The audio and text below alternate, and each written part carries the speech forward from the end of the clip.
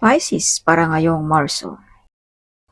Narito ang mga pangkalahatang horoskop para sa mga Pisces ngayong buwan ng Marso 2026.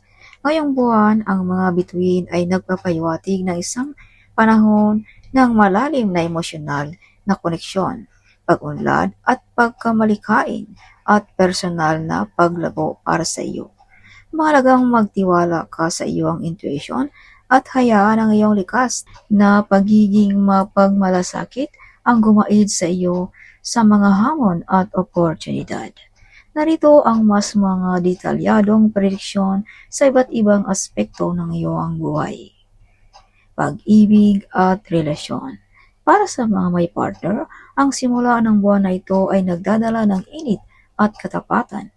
Magiging mas malalim ang iyong emosyonal na koneksyon at maaaring magkaroon ng mga usapang tungkol sa iyong kinabukasan na magpapatibay sa iyong relasyon. Samantalahin ang mga maliliit at simpleng gesture tulad ng magkasamang pagkain o maglalakad para mas malapit sa isa't isa. Para naman sa mga single, maaaring makatagpo ka ng isang tao sa pamamagitan ng pamilya, komunidad o sa pamamagitan ng pagpapakilala ng isang kakilala.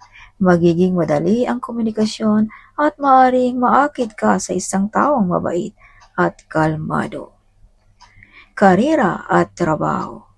Hinikayat ka ng mga bituin na magpatuloy sa isang pare-pareho at sistematikong proseso.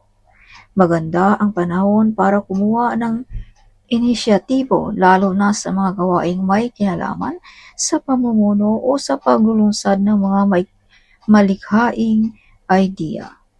Maaaring makatanggap ka ng mga positibong balita patungkol sa iyong karera o trabaho o kilalanin ang iyong mga pagsisikap. Kung ikaw ay may sariling negosyo, maaaring magkaroon ng mga oportunidad para sa ekspansyon sa pamamagitan ng pakikipagsosyo.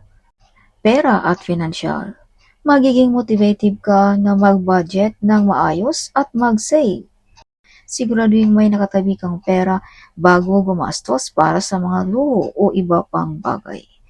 Maging maingat sa mga impulsive na desisyon patungkol sa pera, lalo na kung ito ay may kilalaman sa malalaking investment o speculation. Mas makabubuting maglagay ng pera sa mga safe at stable na saving plans. Kalusugan.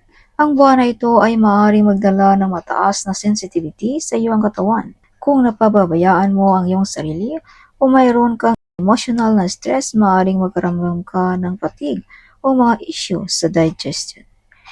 Mahalagang bigyan ang iyong sarili ng sapat na pahinga, ehersisyo at kumain ng mga masustansyang pagkain.